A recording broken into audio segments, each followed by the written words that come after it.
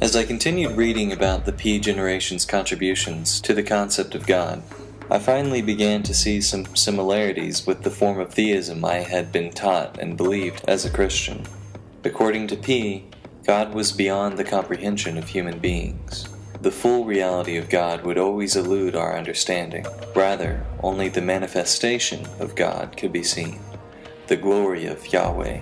This conception of the theistic God was further developed by the Greek Jew Philo of Alexandria in 30 BCE. According to Philo, God's essence was unknowable and shrouded in impenetrable mystery. The only way we knew him was through his powers, which he used to interact with our world. God used his powers to communicate with us because our limited intellect could not comprehend his essence. His powers allowed us to catch a glimpse of a reality that is beyond anything we can conceive.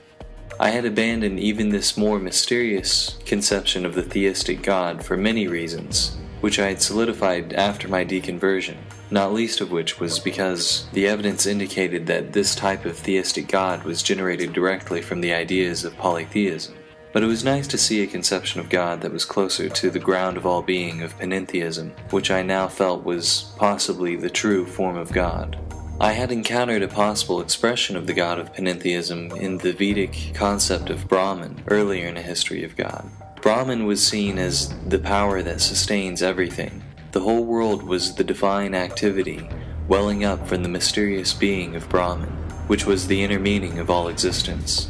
The Vedic Upanishads encouraged people to cultivate a sense of Brahman in all things. Doing so was the unveiling of the hidden ground of all being, and the perception of unity beyond different phenomena. Brahman was not a deity to be thanked or feared by mankind. It was something to be experienced. As I read on, I saw that the Jews themselves began conceptualizing God in very similar ways to Brahman, cultivating God's presence in the smallest details of their daily life. This was the vision of Jews like Rabbi Hillel the Elder in 70 CE. Yet the consistency of these seemingly unified images of God started to break down as I thought about them. What did it mean that God was the ground of all being? Is God the world we see, or something beyond what we see? Did reality emanate from God, or was God reality itself? Was God the creative forces of the universe, or the basic laws upon which those forces were based? Did God live through human beings, or was God a reality outside of human beings? Was God simply everything, or was God something specific that we were seeking after? Was God the grounding that made our actions possible, or was God the energy with which we acted? All of these conceptions of a non-theistic God were different, and they all meant different things. What I was slowly starting to realize, as Armstrong exhibited more and more conceptions of God that had been expressed through the centuries, was that maybe God was just what we called things that we don't understand. Or maybe God was what we called powerful emotions we had. In describing God, perhaps what we were really describing were not things outside of us, but our own psychology, our connection to other people, our sense of wonder about the things in the world that we do understand, our sense of mystery about the things in the world that we don't understand. All these things had been called God, yet they all represented something distinctly different about physical reality.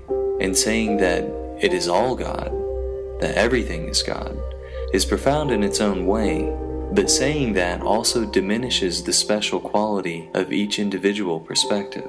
Again, perhaps what we were labeling as God was not the things outside of us, but the feelings we have when we experience these things, our own psychology. Even the first century Jews who studied under Rabbi Yohanan seemed to grasp this fact subconsciously. As they developed the concept of God, they stopped doctrinally forcing a specific theology, and instead established theology as a private matter, subjective to each person. But as my introspection had revealed, the concept of God was not only subjective between different individuals, but also subjective within the same individual from moment to moment. In one moment, God meant to me my connection to other people. In another, God meant the awe-inspiring laws of the universe.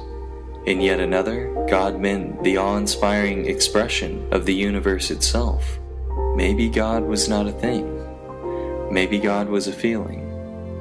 Maybe God was an experience. Maybe God was an expression of our psychology. This was a disconcerting possibility for me to consider at first. Reaching out to some kind of ultimate reality outside of myself had always been an important part of my identity, and still is to this day. At first, I thought that letting go of a belief in a single, unifying quality of reality that could be called God meant letting go of that commitment to reach outside of myself and connect with a greater reality. In fact, letting go of using the word God was something I couldn't accept at first, and I scrambled to somehow make sense of it instead of letting it go. After tolerating a few more chapters of Armstrong's exposition of several more subjective historical iterations of the concept of God, I became frustrated and flipped to the last chapter of the book. What the hell was God in the modern world? I found Armstrong's answer less than satisfying. Her final chapter basically ended with her sorting through the many subjective historical conceptions of God to find the right fit for the modern age. Which God concept could work for us? But how could something that could be selected so subjectively, like we were shopping for the right pair of shoes or a good book to read, be thought of as the ultimate pinnacle of all reality? No. There was a creeping problem with all this reasoning about God. A creeping problem that had started to slowly but steadily crystallize as I read the theological reasoning of people like John Shelby Spong, Karen Armstrong, and religious thinkers throughout history. And that problem was evidence. None of these conceptions of God were motivated by verifiable and binding evidence. And without evidence, we might as well be debating about how many angels could fit on the head of a pin, or the best strategy Frodo Baggins could use to get the ring to Mordor. The theological thought process was contained entirely within our own minds and our own feelings, with no grounding in physical reality. This realization of a lack of grounding in evidence was a problem not only for theism, but for every conception of God, including panentheism and pantheism. If God was just a name that we gave things that we do have evidence for, then using the term God to describe them is meaningless and unhelpful because of the theological baggage the term carries. If we call the natural universe God, we risk implying that it has theistic properties when that isn't what we mean. This was one of Einstein's greatest mistakes as a de facto atheist, one that still annoys atheists today, as theists exuberantly claim him as a believer. But if God is meant to refer to something that is beyond our understanding, like something powerful and intelligent that preceded the universe, or a grounding of our perceived reality that we cannot fully understand, or a universal consciousness that benevolently guides all things, then another problem occurs. By the very nature of these claims, we have no evidence for them. Either way, as I thought about it over the next several months, I could not justify using the term God to describe any aspect of reality any longer. Again, perhaps God was just what we called things that made us feel a certain way.